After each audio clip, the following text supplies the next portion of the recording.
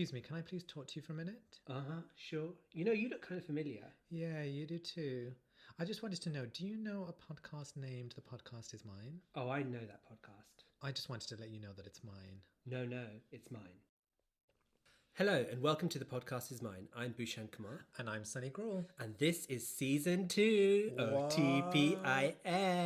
Yay! It's like another wave of COVID. Yay!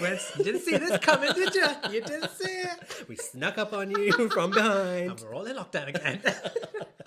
So, a very warm welcome to everybody joining us from season 1. So, Thank you, all our returning passengers. So, we got repeat business, which is brilliant. And if you are new to the podcast, a very warm welcome to you too. We are so happy to have everybody. This is like massive achievement, accomplishment. We weren't expecting even season 1, so This is even better. Sitting here in season 2, it's amazing. And, you know, as per the requirements of when you do a season 2, we've had a bit of a glow up. We have indeed. Well, I mean, we're waiting to get our haircuts and spray tans and wardrobe.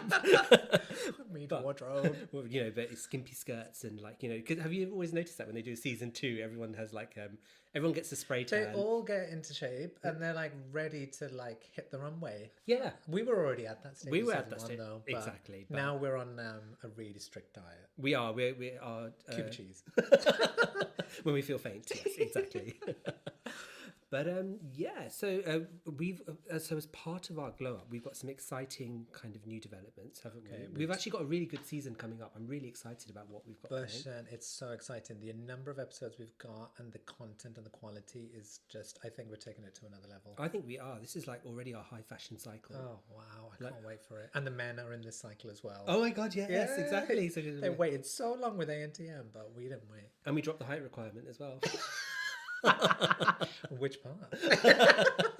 Yes. So we want to thank a couple of people. Well, we actually want to thank a particular person, don't we? Yeah. Thank you, Bhushan. I really appreciate you showing your gratitude for me. Excuse me? Just let me remind you that so for people who've just joined the podcast is indeed mine. We wanted to give a massive shout out and thank you to Ben Enderby, who's very kind, and Eleanor obviously as well, but back for lending us an incredible microphone to be able to record season 2. We are eternally grateful. It's a beautiful piece of kit, honestly, and thank you so much, and we really appreciate your support. We also want to give a huge shout out to Samsung because we have a major development for season 2. Bhushan, tell me about the story about this because it's changed now. So the Diary of a Zone 1 Ho was hefty, big. It was a big leather tome, and you know, it was like the Magna Carta. But it's been digitized now, so we now have this very swish Samsung Galaxy tablet. So the Diary of a Zone 1 Ho will now be digitized essentially. So the old, but you know, before Extinction Rebellion like get on top of us and be like, you know, oh my god, what did you do with the old one? There's a museum in Berlin which has requested Secret Diary of a Zone 1 Ho for season 1. So that's going to be archived and will be able to be read by people. We're going to go visit that museum soon. Exactly, when we can travel again. That's precisely what we'll be doing. But I think it's time now to open a new tab. So before, remember how we had pages? Yeah. Now it's all about the tabs. Ooh, so do you want me to open? Okay, just open a new tab up. In case you see on the microphone, so good, you didn't hear that tap. You didn't hear it. Even though I've got the little stylus. It's like, oh my god, you've got a stylus. I mean, I've got a stylus. I'm taking it out. It's also got one of those old people covers that, you know, that flaps over. This is a keyboard. Oh. I thought it was like one of those, you know, those people on holiday, like they use it to take photos. You take photos, and then they have like a cover which flaps over. Those flaps. So yes, opening our tab. So our first entry into the Secret Diary of a Zone 1 Ho for season 2. So I know a lot of people are listening to. So if you're listening in 2021, you will know that we are still in lockdown. Oh my god! And you're probably listening to Escape. So I promise you, we won't be talking for too long about this. But yeah, we are pretty much still in the midst of a pandemic. Yeah. And it's been a long, tough winter. So if you're listening beyond 2021, if you could send a cyborg or someone to let us know how it turns out, just so that we know it's going to be okay. We are still thinking to ourselves, we're going to be out of this in the next few months. And we thought that last year and we weren't. No. So let's just let's just accept it. This is our lives now. Precisely. No, it's Not locked down, but like having to go through this and just dealing with uncertainty. It's so true. I mean, like, even though we've got a great vaccine program going on, people are getting vaccinated, which is wonderful, and lockdown restrictions are being eased. At the same time, I think COVID-19 is that unwelcome guest that is going to be here forever, and it's how we kind of like manage it and navigate it. Because I keep thinking about all those amazing countries like Taiwan, New Zealand, China, Vietnam, who managed it without a vaccine, you know, and like they kind of, and now that they've got the vaccine, that's like an extra layer of security. Whereas us here in because the other thing, like I was also thinking about, I read this amazing article in the Financial Times. Tell me about it. And it was this writer talking about how COVID has been a success for science and a failure for politics. So in terms of science, back in December 2019, when they first found out about, they identified COVID-19, within a month they came up with a vaccine, which is unheard of in science. But was it as soon as Jan that they found a vaccine? They found a vaccine. They identified the strain in December 2019, and they were like, do you know what? We're going to find it. The scientific community all came together. Yeah. And they created this vaccine to kind of deal with it. But politically, of course, it was a big failure because none of the countries were cooperating. Everyone's trying to do their own thing. Obviously, here in the UK, our leaders were completely ignoring what was going on. And it came right to our doorstep. And then kind of here we are right now. So, yeah, it's really been a kind of challenging time. Probably one of the most challenging winters we've ever lived through, I'd say. Yes, really, really tough. I thought the first two lockdowns, when I listened back to some of the episodes we did, I just think there was a sense of novelty about it, being in lockdown and getting to see people in a different way and doing different things with our time. But that was okay when you're outside and able to see people safely outside. In winter, there's no option. It was so frustrating. I found it really difficult. I felt afraid of telling people I found it difficult because I thought, I've been fine all these other lockdowns. Why am I not okay now? Is there something that I should be, doing differently? What am I doing wrong? And then I just thought I just need to tell people. And as soon as I did that, every single person I know, whether or not they lived alone, had another half, kids, whatever their situation was, they all were struggling. And I thought, it's not just me. It's okay. It's everyone. And then as soon as that happened and I kind of put it out into the world, I just felt way better. Yeah, completely agree. It was so much easier to, once we knew that everybody else was going through that as well. So that's our kind of first entry. I mean, like it's a bit of a downbeat entry, but I promise you the rest of the entries will not be as downbeat. We're just recognizing that we're all going through this. Exactly, and acknowledging this point in time, because I think it is going to be weird when we come back to it in the future and we'll be like... We said that last year, Bhushan, and we're still going through this shit. So, for season 3, we're still in lockdown. Hello. All right, so let's close that tab and let's move on to today's topic. So, Sunny, what is today's episode called? It is called Ho Sweet Home. Represent. Yes, Zone 1 Home. That's us. And the question is, to buy or not to buy? And many of us are either dreaming of buying a place to call our own or are already making our way up the property ladder. So, but is buying a house really the right move for everybody? And are we all obsessed with becoming landlords and landladies? Get out of my apartment. Or is a property the best investment you could ever make? And what about buying in London? Sky-high prices, fierce competition. What is a bona fide Zone 1 hoe meant to do? I ask you. So we look at this through our dual perspectives. So me, as a homeowner who is the queen of his castle, whilst Bhushan lives with his parents and is considering whether to buy or rent as his next move. Oh, and a quick disclaimer, so nothing that we are saying is constituting advice.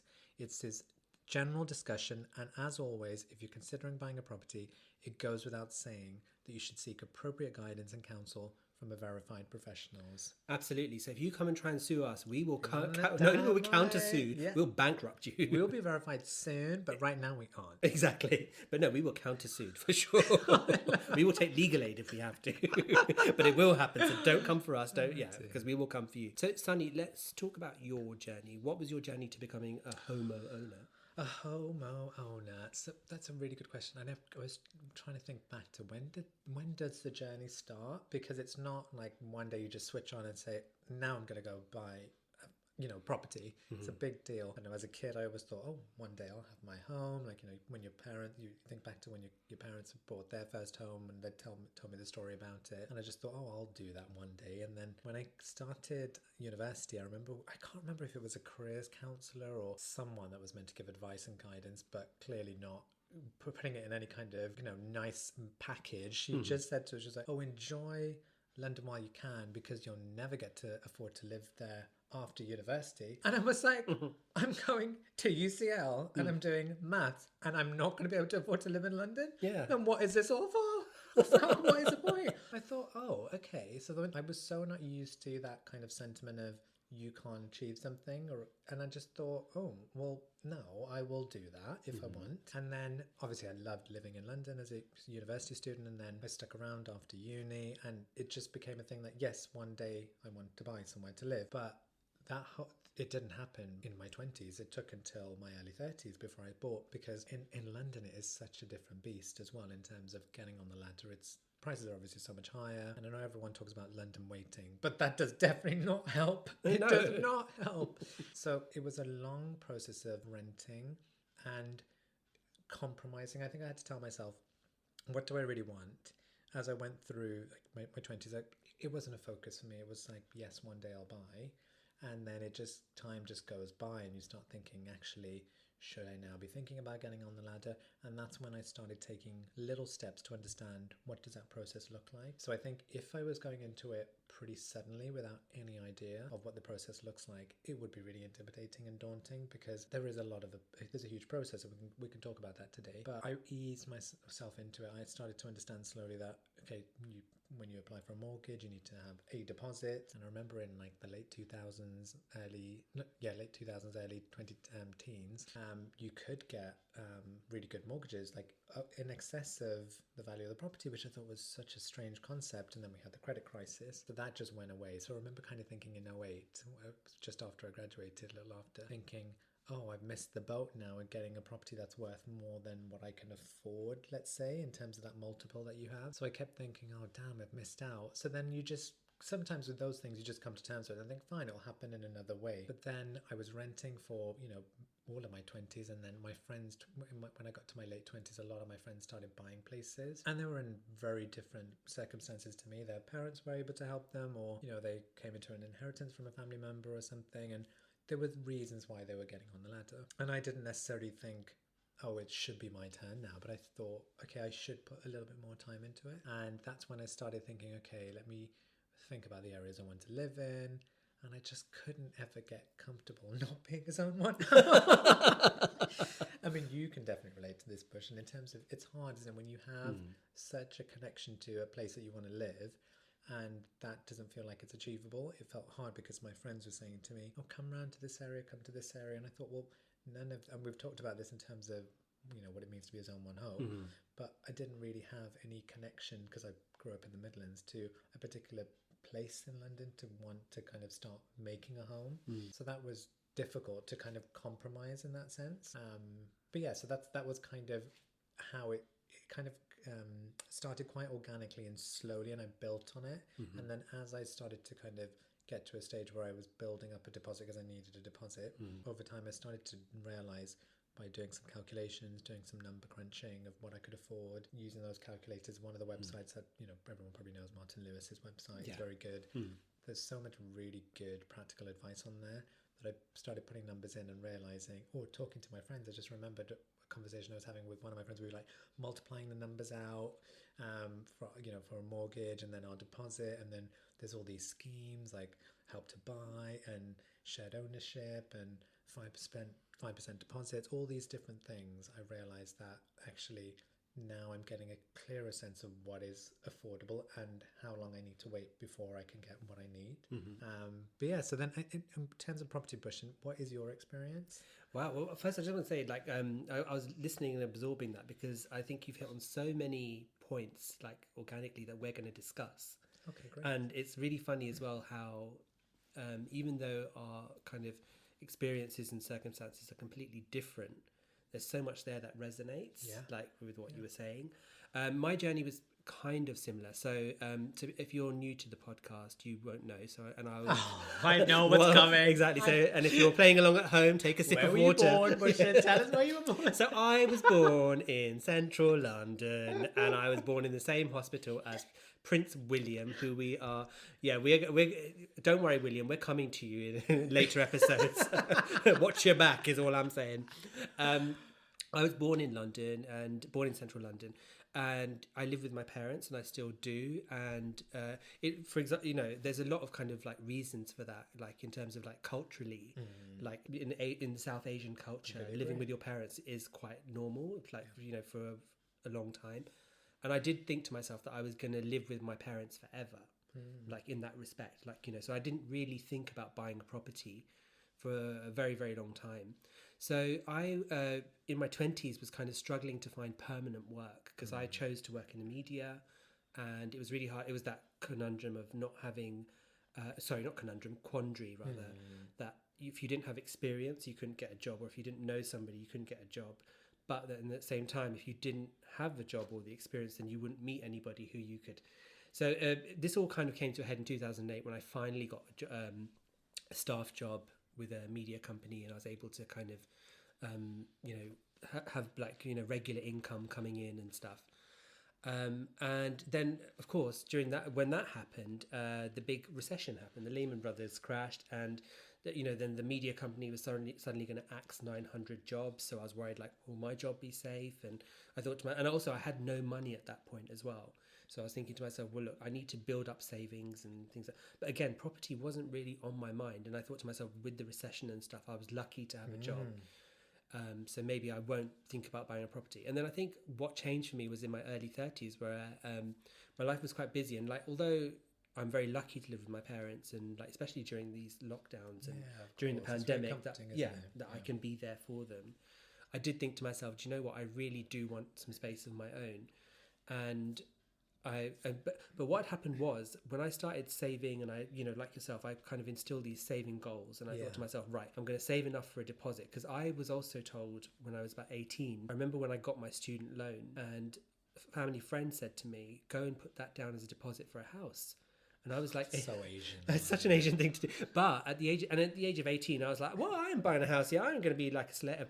But actually, just like you said, where you could put down any amount of money, and you could buy a house that was well beyond your means. But after 2008, what I found was happening was I was saving for like 2008 rates. Housing prices were rising and rising and rising, but my salary wasn't. And then I was doing all the kind of steps that, you know, people advise you to do. So I was trying to upskill, I was benchmarking my salary, I was trying to get into like a managerial position, all of these things. And then there was like various circumstances, various factors where it didn't happen. And even when I did kind of climb the salary ladder, by then the you know, the kind of like, the properties, the threshold have gone through the roof. And so it became this situation. And like yourself as well, like, because I've London is my home, like there's the reason that, you know, as we discussed in our London episode, like, you know, I can't really see myself living anywhere else, and I'm from here as well, so it's not like I've got somewhere else that I can go to and buy a property. Sometimes that is just as much of a hindrance, because it's like, I'm not going back to the Midlands.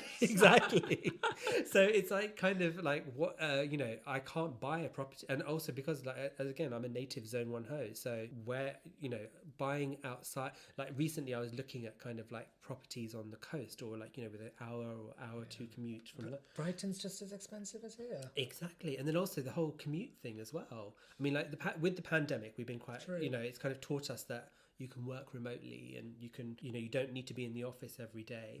But having said that, even with that in mind, I still want to be in London, because this is what I know, this is what I love, this is my place. The like, cultural, you know, hot pot, we want to be in this. Yeah, absolutely. So we want to be a part of it. So I think that's pretty much my journey, and that's kind of led me to this point. And it's about a couple of years ago, I went to one of these like road shows where they were talking about Help to Buy, and you know, there's Help to Buy, there's the 5% deposit, shared ownership, shared ownership. And like, what you find is most of these schemes don't work for the singleton. No. Like, you know, if you are I remember like at the shared ownership show, because like there's no discretion there whatsoever, and there's this family of like in front of me, because you had to go to your particular borough, and then you'd get because it varies from borough to borough, which is like ridiculous. And this man stood in front of me and he was like, oh, I'm a teacher. And my wife is I can't remember what job he said. It was like a skilled job. And he said, our collective income is 40k. And I was like, oh my God, I know how much you earn. Like, you know. Yeah, it but, just felt very public. And they had 3 children with them as well. And they were like, we're looking to buy a 3-bedroom house and we want a garden and, you know, we want to buy like a 25%. You know, there was the whole shared ownership thing. They were looking to buy 25%. And I was listening into their circumstances and I was thinking, well, this works for them because obviously they've got 3 children. They want the house and the garden, and it's not something that would easily come to, you know, this works for them. But for me, when I was talking to the person and they were like, oh, yeah, so you'd need this deposit. And I was like, well, I've got a bigger deposit than I need for that 25%. I was like, what if I want to buy the 75%? Or what if I want to buy it outright? And they're like, oh, well, no, you can't buy it outright. Oh, yeah, because there's so much limits. You can staircase after you've bought it, but... So you can first you buy your 25% share. That's it. Then you buy your next share. Then you buy up to 75%. And you can't buy any further than that. And then also extricating yourself from it is a real pain in the ass. It's very difficult. Because I remember I just had a flashback to us in Pizza Express. Yes, do you remember that conversation? Yes, When was this now? So that was about 2-3 years ago. That's exactly what I was gonna mention. So what we did was Bhushan was like, I think I just maybe found a place where I was looking to buy them. Yeah, I don't think I'd gone on the ladder at that point. No, I think you were looking and I told you that I was interested and you said, listen girl, I've done all my research and stuff. Because we were talking about shared ownership. Oh, that's it. So this is probably more than 3 years. It's probably 5. I was started looking at shared ownership with a lot of detail about that time ago because I kept thinking this is probably possible. But then some of the rules, there's so many different rules that you need to follow. And one of them was you had to buy a new build. Mm-hmm. And I thought, okay, then which new build is going to qualify? Because a lot of them don't actually sign up. I think the actual developer has to sign up to the scheme. And a lot of them weren't doing it. So I just thought this is useless because I'm stuck in a very small criteria that I can only meet in other parts of the UK, which it didn't work. It was frustrating. So I thought that's not going to happen. And then I started looking into the shared ownership option, and that was just as hard. And then when I looked at the renter was paying on the bit that I didn't own, I thought, wow, this is not an incentive. Well, that really blew my mind because not only was there like the rent to pay, but then you'd also have service charge because like you'd be living in a new build where it had to be maintained. And then obviously, as we now know, I mean, one of the big topics for kind of like our generation at the moment, everyone who's bought new builds, the cladding, with the Grenfell. That's a huge issue. And like, these buildings are not really compliant. And then the government obviously has washed its hands of it and saying like, well, it's the residents who need to do, Which is not fair because look what happened with Grenfell. And it's like these people can't afford what they're meant to do in these situations. Yeah. And Grenfell's still, and by the way, Grenfell has still not been rectified. Have they not? No, there's still people who are living in accommodation, waiting to be rehoused. And I mean, it's an absolute travesty. And especially because that's my area. I was just going to say that's nearby where you live because whenever I go to Carnival, it's like in that area. You see it there. And like, you still go past the building and like it's covered scaffolding, it's got the green Grenfell, but it just every time you see it you just remember how those people were let down, and it kind of does represent the kind of housing crisis that kind of like that we're in. So I mean, how did you find the process of buying when you actually did, so when you found the one, what was the process that you went through? It's kind of like dating, isn't it? It's like, it very much is, yeah. So what I did, I spent a lot of time using apps to find the property. So just like dating. So yeah, so Grindr, no change there. Hornet. Oh, sorry, we're talking about houses. No. So I use Rightmove and what's the other one? There's another one that's really famous. I've forgotten the name now. But Zoopla. That's the purple I was thinking of. And I did that for years where I was just kind of, I'd dip into it and dip out of it. I'd spend maybe a month or so getting really obsessed and thinking, oh my God, I found a place. And then realizing I can't afford it. So I'll just have to keep waiting. And it goes back to the point you mentioned in terms of trying to find a way to progress in your career, to get, on a ladder that, onto an earnings threshold that gives you that capacity to buy something that's in the right bracket. And I remember thinking, okay, I'll just keep looking. And then I got a sense of what the prices were for what I wanted. Yeah. And I got to a place where I thought, okay, now I think that is achievable in the next kind of couple of years. So I started to kind of think, okay, now I know what I need to do. I just need to make sure my deposit is to the level I need it. And then I'd start looking on apps here and there. I'd look in maybe 6 months and then not look at it again for 6 months. And then I got to the point where I was like, now I'm close and ready to buy. I'll start seeing places. So one of my friends had just bought probably a year or two before me. And she said, oh, if you want, I remember going through that process. I'll come with you to a viewing if you want, or any of them. And I said, oh, okay, fine. And they don't live too far. So we booked one in straight after work, headed out and over to do the viewing. And I remember kind of coming in and I saw it on the app and thought, this looks good. It's like the kind of spec I want. And then I came in through the gardens and I was like, this is really nice. And then we went up to the apartment and I thought, this is, you know, when it's like a first date when you're like, I can't come across too keen because they're going to know I want it. So I was just trying to be really like cool. And my friend was trying to do this. I think we agreed, both of us, to play it cool and not be too keen if it was good. And then we were both loving it. And she was like doing little videos for me while I was just trying to like check things out in the apartment. And I thought, okay, this is good. I like this one. And then we left and we were sat in a park and my friend was like, oh, you know what you need to do? Just let's keep seeing more. This is the first one. And even though it wasn't the first one I'd ever seen, I'd seen quite a few when I went on that kind of shared ownership kind of route.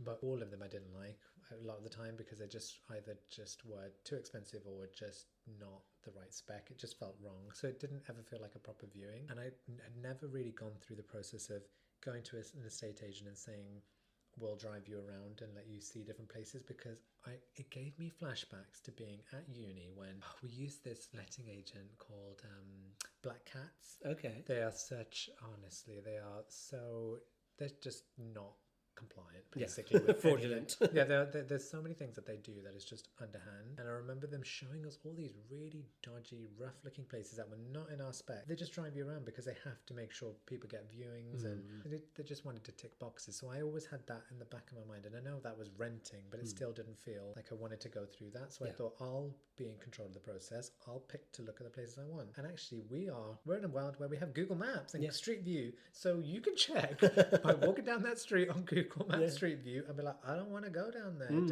It's not for me. And I thought, when I get to a place that I think is cool for me, we'll go see it. And that's when that's probably not the way everyone would approach it. Some people would say, oh, let's just go see. So if you've got an open spec, then just go get taken to places and see what you do and don't like. And then I remember leaving, and so we were sat in the park and she was like, look, Sunny, this is the first one and I know you really like it, but we've got to see some more. So okay, let's go see some more. So we did see more, and they were nice as well, but I kept thinking of this one. And I remember walking down the street and we were talking about how good the one that I'd just seen with my friend was, and she was like, I'm Sunny, I know what you're doing. And I was like, what? And she's like, you're thinking about the one that you saw initially, aren't you? And I was like, a little bit. And she was like, just put it out of your mind, just don't think about it. We've got to focus on new ones. We can't go to you can't just settle on the first. No. And she wasn't saying the first isn't the right one. It was more a case of just think about what your options are. There may be things that could challenge your kind of perception of what is right and wrong. And then as soon as she said, put it out your mind, we walked past, we were in another part of this area that I live in, and there was a street name that had the same name of this building that I live in. I was like, and I looked at her, I was like, it's a sign, it's a sign. And she was like, oh my God. She was like, no, don't do that. Let's just, we were laughing. Yeah. I was like, I really think I need to go see it again. So we went back. So I went back actually by myself that time, the next time. And before I called, I remember speaking to the real estate agent, and he said, because I couldn't find it on the app anymore. And I was like, where has it gone? Is it sold? And it had been like 3 weeks or so. And I thought, shit, it's sold. And I remember that she was saying to me, like, when you find something you like, you just need to quickly buy it, kind of thing. So I was like, okay. But that was the first one, so you don't take that approach on the first one. So I thought, oh crap, we missed it. So I called the guy up and I said, remember that place you showed me? And he's like, oh yeah, the owner took it off the market. And I was like, oh why? And he said, oh, someone had said it was listed too low, and so they took it off and they've relisted it for a higher price. And I was like, oh great. Can I just say, because of selling Sunset, we know what that means. We do. You should have gone straight to escrow. And I remember thinking, oh shit, so he said it's going to relist again. He said he actually had an offer like shortly after you saw it. And I was like, oh, what happened? He said, oh, the owner turned it down because he thought he could get more. And I thought, oh great, that means I'm going to have to now make a bigger offer when it relisted. So then I did some negotiating, and I was in the flat with him when I saw it the second time, and he was like texting the owner saying, I'm just going to see what the owner thinks of this. And I thought, You are sending a message to your second phone. I was like, you ain't messaging anyone. You are just doing a really bad like negotiation. Well, not bad negotiation, but you know that. Yeah. It was so staged. I was like, I've seen these shows before. It's like I know reality I was TV. like, you know what I mean? And I thought, I've done this at work. Yeah. So I'm just gonna put you on hold. Yeah. But then I just thought, oh God, I want it, so whatever. So we agreed an amount, and he said, yeah, he's happy to proceed. So then that was when it all kind of started to kind of take the process of actually buying, and then there's more stages in terms of getting your lender in line, because I'd already spoken to my bank about what they would lend me. Yeah. So I had something called a mortgage in principle. So that is effectively saying the bank confirmed that yes, in principle they should be able to lend you this much, but we'd need to do all the stress testing to confirm that. Yeah. Wow. I mean, because what I was really kind of like listening out for as well was like, because you're quite, I think the thing with property buying is like when you know someone who's been through it, and quite recently as well, because like there are like some families and some people who are very lucky that they have people who kind of like buy properties all the time, and they're very au fait with like what you should do and what you shouldn't do. The terminology. And like you said, like the negotiation techniques, and there's a lot of admin as well, isn't there? Like I remember like there was a couple once in a place I worked, and they were buying a house, and they both worked in like separate departments across, like, you know, from either side of the floor. Like one worked in my team, one was in the other team. And they would keep having to come across to each other and call each other and just be like, right, I've phoned the surveyor, or I've done this, or I've done that. And like, you know, they had like a big email group, and I was like, bloody hell, I didn't realize there was so much involved in it. But I also think as well, it's great that, and because it's so funny you mentioned the Pizza Express conversation, because that was so helpful for me. And I genuinely mean that, because at that stage, I was that naive person who would have been like, right, I'm going to go to the estate agent, you know, drive me around and be like, oh, this is... I think it can be helpful. For some people. But I think what was very apparent is that you knew what you wanted, you knew, you had a spec, and I think that's so important. It is, yeah. And I think it's that whole idea of like, when you are good at whatever you're good at, you apply that to everything in your life. So if you know what you want, it's bringing that. But also, don't you think as well, buying a property, it's all about kind of like your state of mind and kind of like where you are in life at that point in time. So sometimes you might be that it's just not the right time for you. Like you may have like the money in the bank, and you know, you may know that you want to live vaguely in this area, but it's just not the right time for you to move. Whereas other times, like you said, like you knew straight away when you saw this place, this is going to be the place for me. Yeah. As your friend said, put it out of your mind. You're like, I can't get it out of my mind. And then we saw this. And in terms of admin, but I completely agree. For some reason, I mean, I don't really love life admin. I mean, because I think at work you just have to be so on top of everything. And you know, when we come away from work, sometimes my person, I know you are like the king of like admin. Like you are like, well, you know, you are. You nail it on project management, all that stuff. And that's just so natural. You can embody it in your personal life too. Whereas for me, I get out of work and I'm like, I don't want to deal with stuff. It's like, I just want it done quickly. And so I thought this is going to be really cumbersome. My friends were like, oh my God, there's so much admin, blah, blah. And I didn't find it that hard. I just thought this is actually doable. You just need to have an understanding of what it is that you need to go through in terms of the steps. And I just knew I needed to get a mortgage. I needed to make sure I had appointed a solicitor. And then in terms of having a mortgage broker, I had a chat with one. I realized that I didn't need one. I can do it myself. So actually, for someone who is not someone that loves doing that kind of life admin kind of role, I did it without a broker. So I think, again, don't underestimate your capabilities when it comes to this. Because my friend, I remember speaking to her, she was just like, oh, you know, I really want to, you know, be around if you have, and she's so kind, saying like, you know, I know it's hard going through this, so doing it alone is probably difficult. And I thought, yeah, definitely happy to. And I would kind of stress test things with her, and she'd be like, Sunny, you're doing it. Just carry on as you are. Like you're nailing it. So I thought, actually, I can do this. It's just making sure you do that research. So I just made sure I went to the right resources, like Martin Lewis's website, another plug. Martin is very good.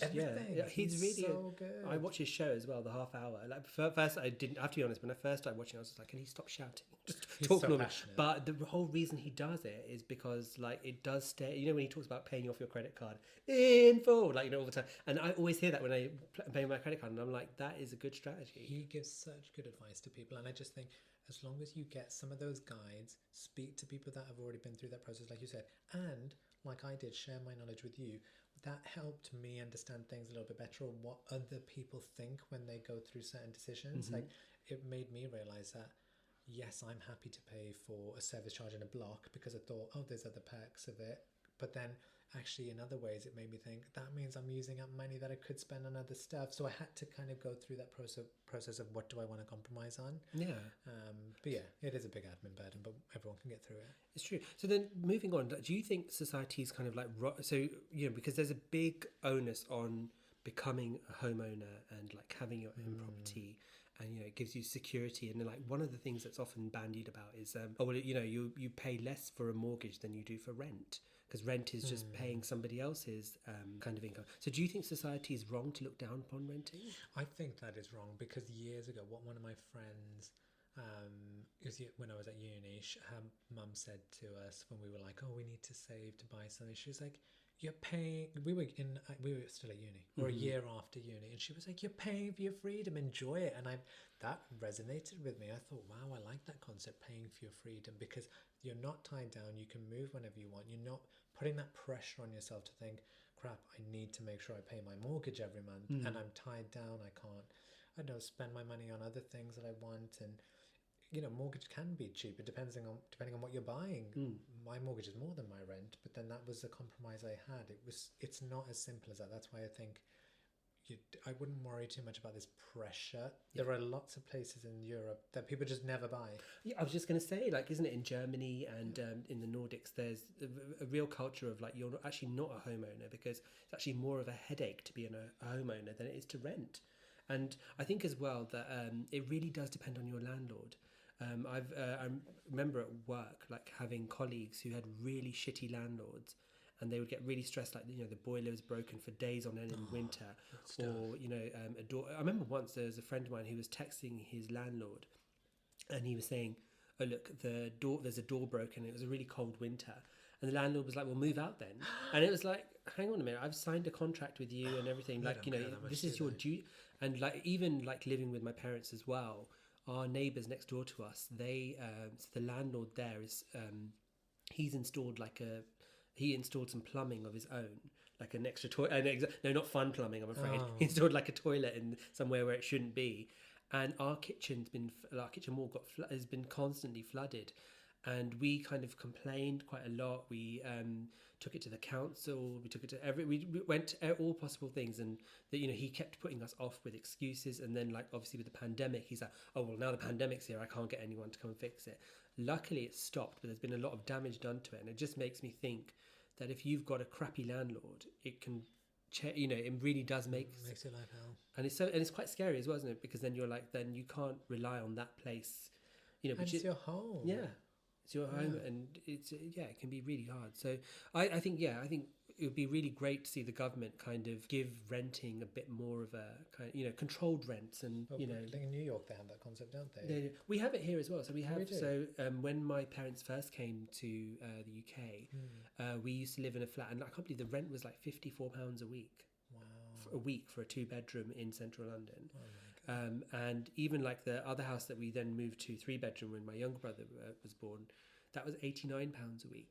And then there was to be his own one home, £89. I mean, £89 is the cost of a coffee and a cookie right now. Do you know what I mean? Like, you drop on discount. Like, you can drop £89 in a day in London, not doing anything. Isn't it? It's so true.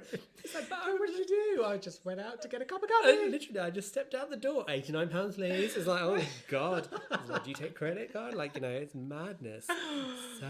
So do you think it is harder to buy a property in London than it is outside of London? I definitely think it's harder in terms of the prices. I mean, there's other cities that just are as expensive, Brighton, Edinburgh, but even with lockdown, I know everyone's been saying, oh, everyone's moving out, and yet there are people changing and adapting how they will work and live. Yeah, this is always going to be a melting pot, and it's going to always be a magnet for really creative, different, fun people. So I don't think it'll ever become a place where there's an exodus and there's just going to be, now this is going to unlock London to everyone, because it's a big city where, you know, it's like capital of Europe. Exactly. Capital of the world, capital of the world, exactly. I was trying to be a bit humble, but no.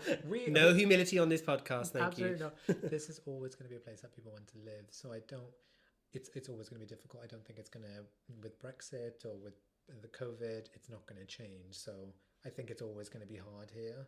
I agree, and I think that and it's not like you're fighting for nothing. Like there is a great quality of, like as we said in our London podcast. There is such a great quality of life here. There is so much of it, and even during the pandemic, like not having tourists around and not having, I mean, even with everything closed, I'm in love with the city. I still love it in a different way. And I've just I found more kind of like a new appreciation for it and different ways of seeing it. Well, I did say that in my quiz anyway.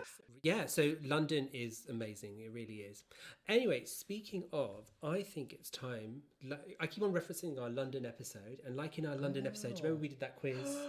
The mastermind lights are on. Exactly. So now you've gone through to the next round. So I thought, and it's also, I just realised it's such a South Asian thing to do. We're always like quizzing each other. We've got to prove. It's like 7 times 8. Do you remember like when your mum would just like kind of drop a times table on you? Like, tell me your 3 times table. Tell me your 6 times table. I remember like even as like there's aunties as well, and they'd be like, so do you know the 15 times table? And you're like, no, I don't know my fucking 15 times table. Yeah, it's got a calculator. Exactly. It's like, I know the 12 times. I know it's when it's nice and even. It's like, I'd be like, I can double things. Be like, auntie, I know my 20 times table, I know my 50 times table, but don't ask me like an odd number or a prime number, because I won't be able to help. A prime number. Oh, goodness me. All right, so lights down. Okay, they're down. You're in the big leather couch. The spotlight. Exactly. And we're going to do this very mastermind style. So your name is? Sunny Grawl. And your occupation? Oh, God. I'll just say... Should we just use the one from last time? So what was the zone one? CEO. CE. Ho. Yes. For zone 1. And associated territories. And your subject today, so this is the property general knowledge quiz round. Yes. So I need you to answer rapidly. So no time to think about it. Go. I also, like, you can't see Sunny right now, but he's closed his eyes. He's in the zone. Like, not the Britney album, but the actual zone. That was amazing. Promiscuous, yeah. Okay, so are we ready? Yes. Okay, so question 1. What is the difference between leasehold and freehold? Freehold, you have unlimited entitlement to the property. So leasehold, you lease the property or the land from someone. That's for a set period of time. I will accept that answer. Correct. Yeah. What is an agreement in principle? So this is like a mortgage in principle where they give you an idea on a caveated basis of what you can lend. Correct. Who's they? The bank. Correct. What is completion? This is the end of the process of conveyancing the property. Correct. With your terminology. What is the name of the organisation which registers ownership of the land and property in England and Wales? I will accept an abbreviation if you can't remember the full title. So the land registry. Correct. So, and do you know what 2 letters come before it? HM. Yes. And what did RuPaul say in RuPaul's Drag Race UK? He didn't want to see any fucking H&M. Little in joke there for our listeners. If I exchange contracts, do I own the house? No. Correct. At what amount would you pay stamp duty? Oh, I should know this. But I'm going to give you this multiple options. There's 2 rules. So 125k or 150k. So it's actually higher than that at the moment because I've got a stamp duty holiday. I knew you would get... Oh, there she is with her update. The standard rule is 125, yes. Yes, correct. For the purposes of this quiz, correct. Yeah. No, you're actually right. Depends when you're listening, yeah. And also, like, our guru then, Martin Lewis, says that we shouldn't ever call it holiday because it's not a holiday. Yeah, there's no free holiday. They'll build it into the price. Exactly, you still got to pay that shit. So damn right. And then your final question, we got through that really quickly. Wow. What is an EPC? Energy Performance Certificate? Yes! Oh my gosh! You just aced that. I love this! That's so good. I was literally like searching out these questions. I was trying to look for the most obscure thing I could find. And I was like, wow, that was really good. Yeah, I feel even more proud than the last quiz. Yeah. You gave me so many hints on that. Was it Donna Summers? No, that was the Brandy and Monica quiz. But there was a Donna Summers. The Donna Summers one was. So do you remember when I said to you, yeah, because it was the Brandy and Monica one where I was like, that's the first duo to get to number 1 since 1979. And then I tried to ask it. And then you were like Donna Summers, and I was like, no, do you say Ann Summers? Yeah, so then you needed to help me a lot on that. But this one, you helped me. You told me the stamp duty holiday. I needed to know that. That's amazing. But and remember what we said earlier, that none of this constitutes advice. It definitely doesn't, because I'm not engaged, and neither is Bhushan. Exactly. So, if you try and sue us, we will counter sue you, just to put it out again. So, Sunny, why don't you take it to the bridge? So whilst buying a property is not for everyone, if it is your dream to own a home and you can afford to, then go for it. It's the greatest investment you'll ever make. Not only can it give you a rare sense of security and stability, but a place to call your own can do wonders for your well-being, your sense of responsibility, and it's an important landmark in your journey through life. For some of us, renting may be the better option, and there's no shame in that. Remember, you need to do what works for you and your life, because you're fabulous and you're not in competition with anyone else's timeline but your own. So true, because there is this whole kind of need that, you were saying that it kind of happens in friendship groups, that everyone goes through phases, and suddenly everyone's getting married, everyone's buying a house, everyone's having a baby, and it's like, I haven't even bought my first designer handbag yet. Exactly. So I'm not ready to commit. You're not ready to commit, and so it could, your timeline is going to be completely different to everybody else's. So I love that sentiment. That's such a great thing to say. So for season 2, so we're talking about our glow up. So now what we're going to do is we've got, so this is the fan favorite, where people love. So we've got the OnlyFans lounge. Oh, this is such a genius idea, Bhushan. I'm loving it. So for anyone who's listened to the podcast for the first time, we are obsessed with OnlyFans, and we have a secret OnlyFans account that no one can find. Nope. Because it doesn't exist. Neither can we. Exactly, we can't find it. I know, we still can't find the login for it, can we? So we've decided to call this section of the podcast the OnlyFans lounge. So it's just kind of it's like having drinks, we're just going to do a little clink, and just we're just drinking water, by the way, before people start writing in. Honestly, it's filtered. It's filtered exactly, and mine's sparkling. So thank you very much. I think that's an error with the tap. I'm sorry. Did you give me tap water? How dare you? And so the lounge is gorgeous. So we should tell people about the lounge. So it's big leather couch. Yeah, huge leather couch, dark, yes. Black walls. Yes. So what is it? It's kind of very. What would you describe this as? VIP. Yeah. Exclusive. VVIP. VVIP. So exclusive, no one else is allowed in. No, so exclusive that it's just us doing it.